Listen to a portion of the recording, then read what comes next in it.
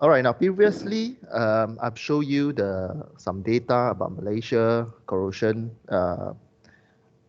data published by Osman in the AIP conference proceeding this year, published this year, 2021. All right, today we'll look at some theory about atmospheric corrosion.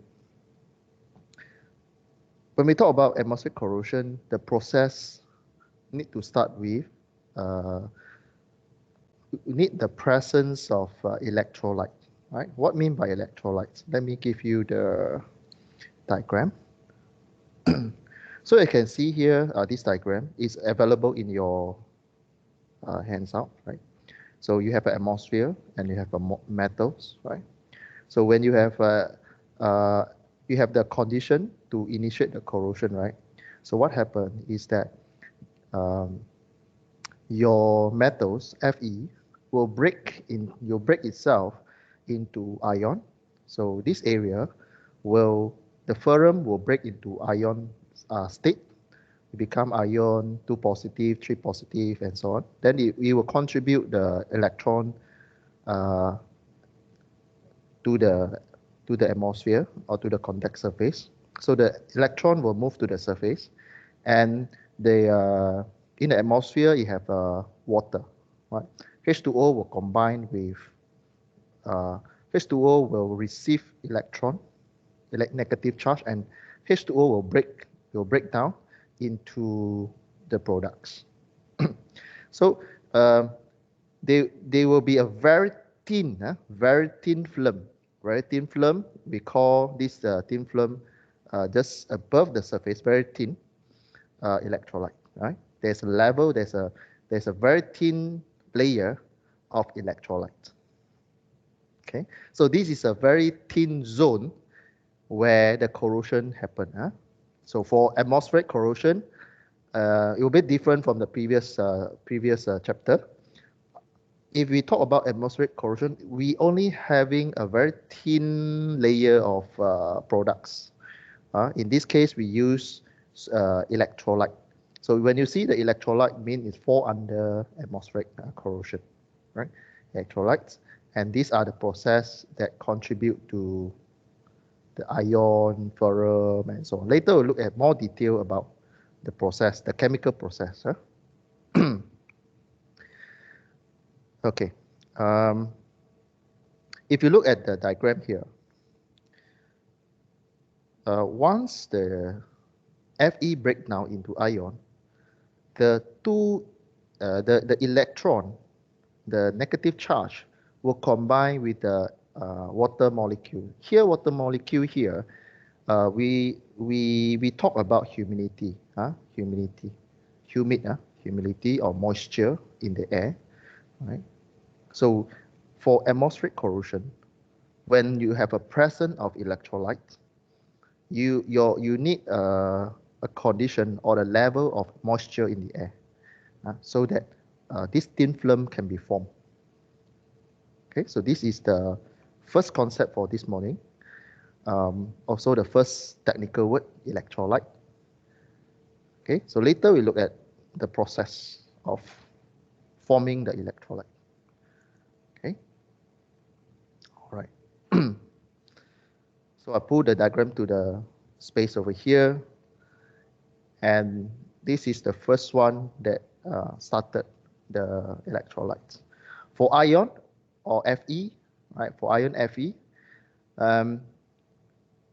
experimental data shown that the critical humidity is 60% in the atmosphere, free of sulfate oxide. They do an experiment, and then they change the humidity. Once the humidity reaches 60%, they start to seeing the thin layer of electrolytes forming on the surface, right? So the number for atmospheric corrosion is 60% humidity. For ion, this one for ion. If you use different material, then different numbers already. Okay. However, in the real case, the humidity, you know that will be different from country to country, season to season. In tropical country to four-season country. So it will be, humidity will be different. So once you change the humidity, the molecule in the air will be different also. Okay. So atmospheric corrosion again is more on the moisture, humidity factor. So what affecting the humidity level? So these are the things. They are things that affect the humidity. One is the material itself. The material itself, right? Corroding material. And then the products. This thin layer, electrolytes, he will tends to absorb the moisture in the air. So different products or different film will have different level of absorbing the moisture. Okay. Then also the pollutant in the atmosphere. Here. So basically look at the material, the thin layer, and the atmosphere. So these three layer or these three component that affecting the humidity level. Okay, when you talk about atmosphere, you talk about the pollutant element in the atmosphere. When you talk about the film, you talk about the products that form, the chemical products that form in this layer. So this chemical product will affect the ability to absorb the humidity and the element itself, right? The corroding material itself. So these are the three factors that will affect your corrosion. In the case of atmospheric corrosion. So these are the three main factors. So this thin film or electrolytes, basically you play around with positive and negative charge, or we call it anodic and cathodic reaction. Right? When you talk about the forming of the electrolyte, basically you talk about the anodic and cathodic reaction. So when you ask to explain the atmospheric corrosion, you're given the material and you explain using your schematic diagram. So you talk about the cathodic and anodic reaction in your answer, right? So what happened in the anode or anodic reaction? Basically, anodic reaction is the breakdown of the ion. So anodic, your ferrum break down into positive charge and negative charge. Right? So this is the first equation for oxidation process happen on the metals under atmospheric corrosion category. Okay, so this is the first one. Is under anodic oxidation or anodic reaction. Another one, cathodic reaction. What I mean by cathodic reaction? You focus on the water and oxygen. Okay, you focus on the water and oxygen. So when you combine water, oxygen, and the electron, the negative charge, it will form hydroxyl, right? It will form hydroxyl OH element. Okay, so this is more focused on the water, the moisture, what happened in the moist environment. So in the atmosphere, you have the moisture. Moisture is from the water, H2O, and also oxygen. When you combine the electron, negative charge, the chemical process will happen in between. Then at the end product, you'll get OH or hydroxyl. All right. So again, corrosion, you do not need external electricity. All right. Corrosion do not need external electricity to initiate the process. So it happens when you have those critical conditions, then it will start already. Basically, corrosion in chapter 1, we mentioned, we keep repeating the element, right? metals, water, oxygen, hydrogen, right? So all these elements, it depends on how they attack the metals. Huh? So you have anodic process, cathodic process. Okay, so we have two equations for this morning. Right, ferrum, the first one, and the ion, right? And the oxygen and the water, what happened to them after the process. So once we have these two processes, this electrolyte will form. And if your atmosphere have pollutant over here, then it will deposit on the surface and it will trigger another change of reaction on the electrolyte. Okay. Yeah. So the condition of the moisture level on the metals or alloy element is important for atmospheric corrosion. This is just elaboration. What happened? You have more moist, or you have less moist, or dry condition, or very wet condition.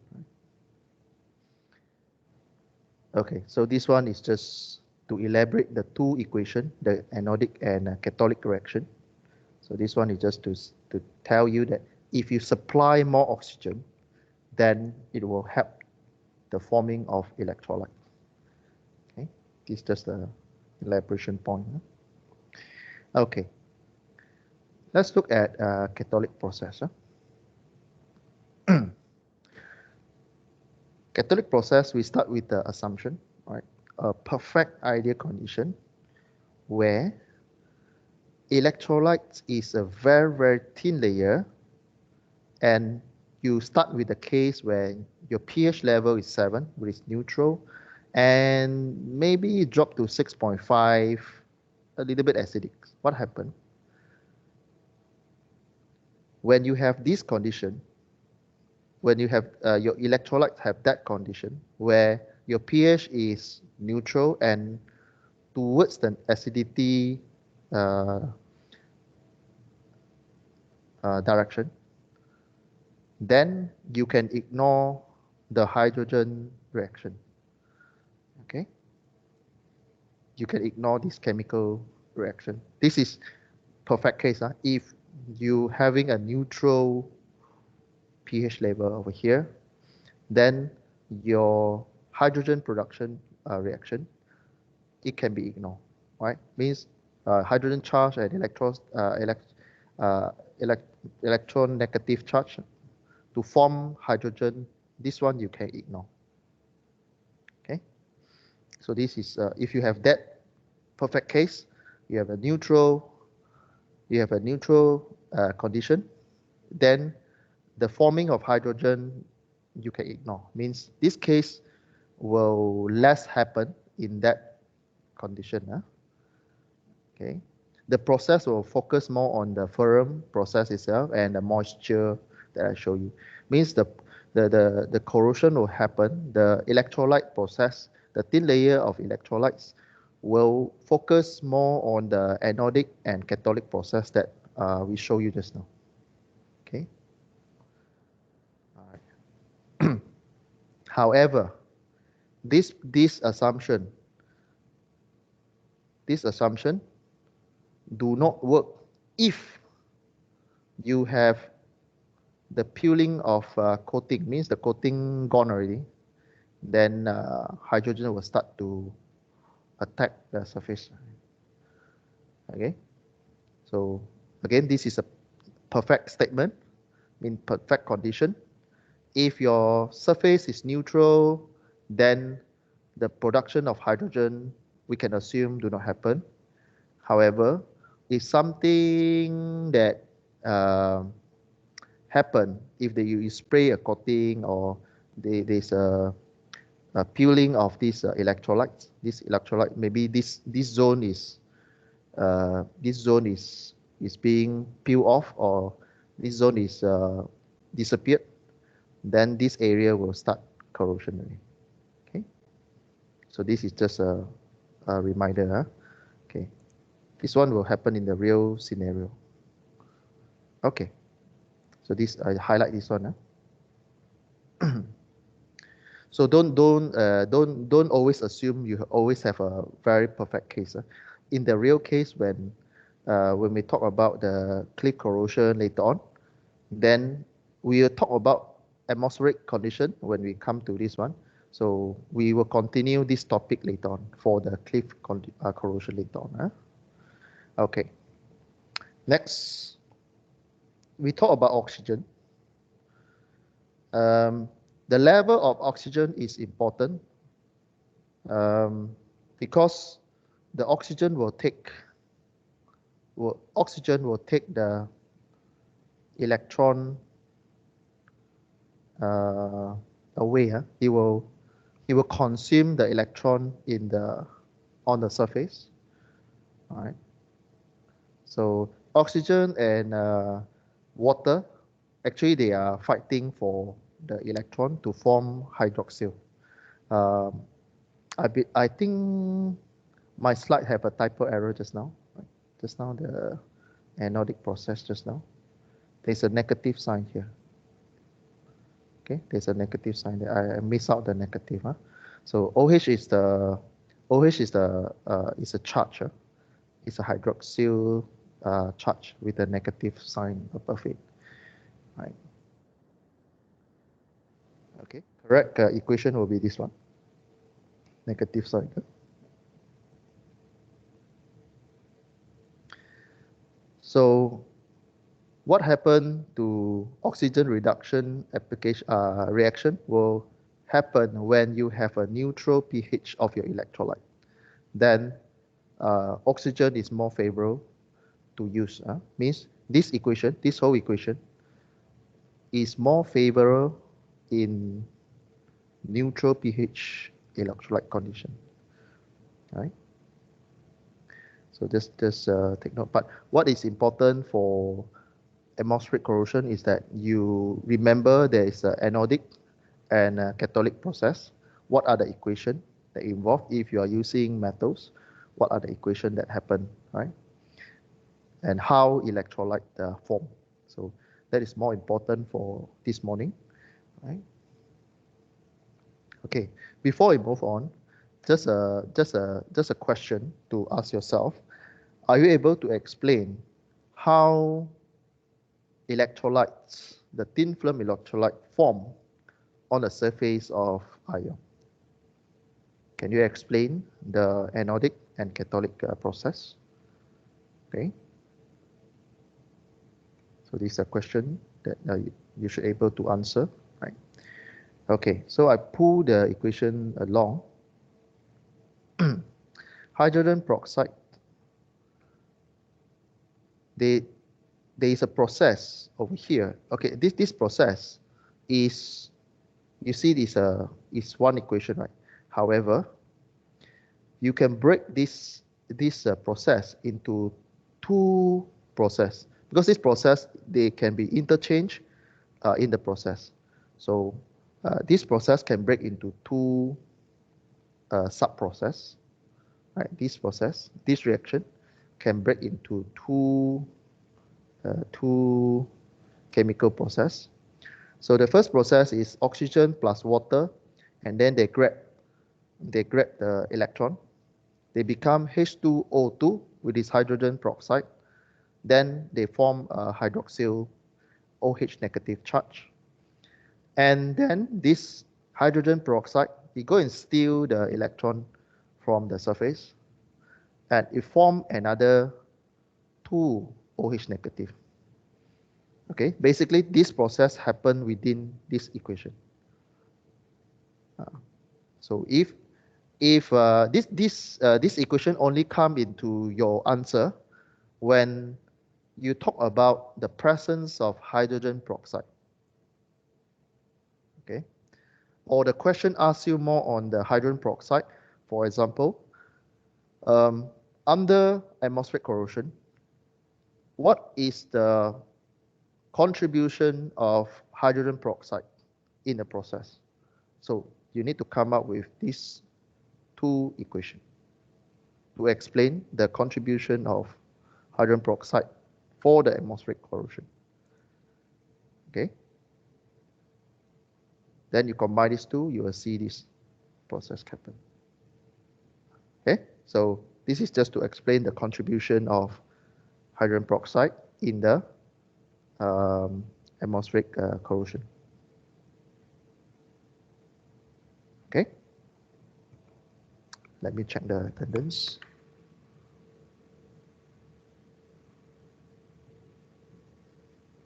Okay, everyone is here. Good. Next.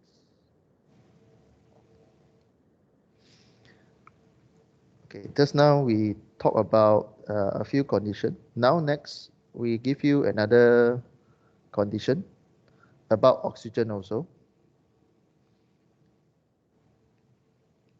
If the oxygen from the atmosphere layer, it diffuse through, means atmosphere oxygen, it go inside this electrolyte and go and react with the metal surface.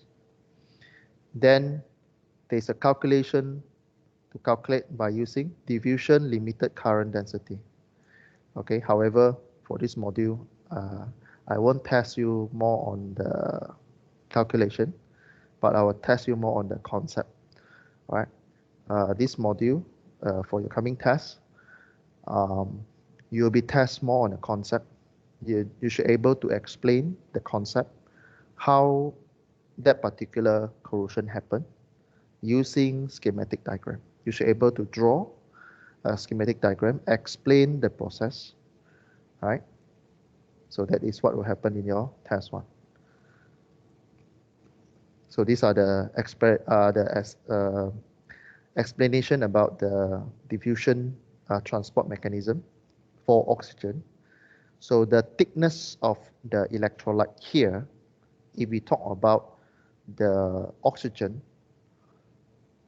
the thickness will be about 30 micron. 30 micron under one controlled environment. We call it isothermal condition. Means no changes of thermal energy. There is no change of temperature. Then in the experiment, if you supply oxygen to the surface through the electrolyte layer, you will be forming about 30 micron thickness there. Okay, this is just information, right? Just information. What happens if you infuse oxygen through the electrolyte under isothermal condition? You will get roughly 30 micron on the surface of the metals. Next, we talk about, just now is catalytic process. Now we talk about anodic process. Anodic process, one big concept about anodic is you focus on the corroding material or you focus on the metals, right? So anodic process, you think of the metals. So I use M. It's a breakdown of your metals. So I use M. You break down into charges, positive charge and negative charge. So the equation will be if the metals contribute 4 electrons here, then it will become 4 positive. Okay, these two must be balanced. So if you combine these two, if you combine these two together, you will get the metals, right? But again, anodic is the breakdown of your metal or alloy element. So this is a general equation. Metals, you break down into positive charge and negative charge. This is the general equation when you talk about anodic reaction. Okay, so in the exam, you can use this one to explain the anodic process. All right, even the question give you the metals, give you the ferrum, metals, iron, aluminium. You can use this equation to explain the anodic reaction. Of course, you have to mention what is M. M is a metal element. All right. N is a number of electrons. This is a general equation to explain anodic process. One question to ask when we talk about anodic process is that what influence the rate of the anodic metal dissolution, meaning the breakdown of your metals, what influence the breakdown process? Okay. I give you all the answer, right? So what influence the breakdown of your metal element? First, the products that form on the surface, the product that form on the surface that block the process. Second, also on the product itself, but more in the solubility, means how fast it can dilute into liquid. Because you know that you're under atmospheric corrosion, you talk about moisture. So moisture, you have water element. So the faster it resolve or solute or become dilute with the water element, then it will control the process, right? So you know that when you because the exchange, the breakdown of your metals here is contributing the electron charge. So the quality of your product, the corrosion products over here, will affect the rate of breakdown of your anodic reaction. Then the another one is that the films that form on the surface or in the electrolyte layer. Okay, so this one is just explanation. You can read from here. Right? Okay, so basically the film formed on the surface is a protective layer for metals. Okay. This electrolyte is good for metals, but it's very, very thin. It's like a thin layer of protective layer. Okay, and it stick to the surface. It's like a coating. It's like a coating. So if you want to remove that coating, you need a big force to remove. Okay, 3 factors that affect the anodic process: corrosion, product, solubility of the products, and the films. Right.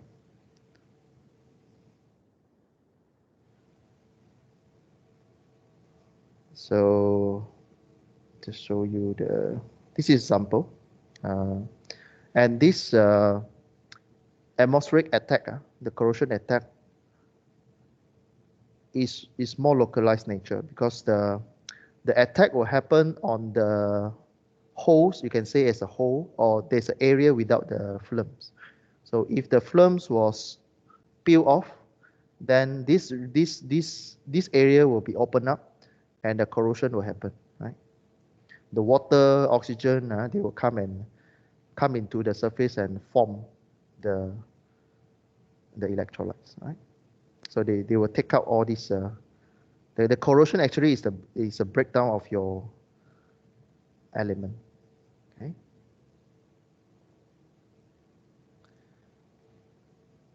This one is a model that we talk about atmospheric corrosion. We will use a model presented by Gradle. So Gradle used 6 alphabet to represent the 6 layer or 6 different regime in the atmospheric corrosion. It breaks into GILDES. So I'll show you in a very big picture. I need more space here, so I will remove all the text here. All right. So when you talk about a Gradle, so Gradle, it have an idea saying that atmospheric corrosion can break into, theoretically can break into 6 regime or 6 zone or 6 layer according to this model, GILDES. What I mean by GILDES? So it consists of these 6 layers. G stand for gas region. I stand for, okay, basically talk about gas, liquid, and solid. Gas, liquid, and solid. So you break into 6 layers. Gas layer, interface or the layer between the gas and liquid. Then it go into liquid. Then it fall into the deposition layer, electrodic layer, and solids. So you have a 6 layer to when you discuss about atmospheric corrosion. These are the area that you can study. Okay, gas, interface, liquid, deposit, electrodic, and solid. Okay, let's see the whole picture. It might not clear on your screen, but if you download the tutorial handouts, you will see the wording quite clear on the tutorial handouts. But basically, if you put side by side the wording over here, GILDES, you can split the diagram into 3 major layers. First is the gas layer, which is the atmospheric. You can say as an atmosphere layer or gas area. Then the liquid layer and the solid layer. Okay. Then you add in the intermediate between gas and liquid. You put in between the liquid and the solid, there's 2 more layers, which is the forming of the products and also the exchange of the electron, exchange of the positive negative charge over here. Okay, so basically this chart or this diagram give you a general overview of how the atmospheric corrosion happen. So if you can draw this diagram, basically you can solve or answer atmospheric corrosion related question, right? So this one is GILDES type models. Okay. Okay. Maybe in the test we will help you something like please explain atmospheric corrosion using GILDES model. Then we expect you to draw or sketch this diagram in your answer. Right? So the rest you can read yourself, the arrow showing the direction and what happened, right? So gases, you have a reaction, reactant. Then here you have the intermediate also have a reaction products, and then go into here also have reaction products. Then go down here also have reaction products. Here also reaction products. Here also reaction products. Okay. Then on the right hand side, on the left hand side, you have an initial reactant. Then it followed by also initial reactant at this level. Then in the liquid level also initial reactant. Then you go to deposition layer or the products layer. You also have initial reactant. And for electrolyte, the charges exchange layer also have initial reactant. Solid also have. Okay. So quite easy to see the whole process if you able to sketch and also understand what is GILDES model. Okay. So again, this is important when it comes to atmospheric corrosion. Okay.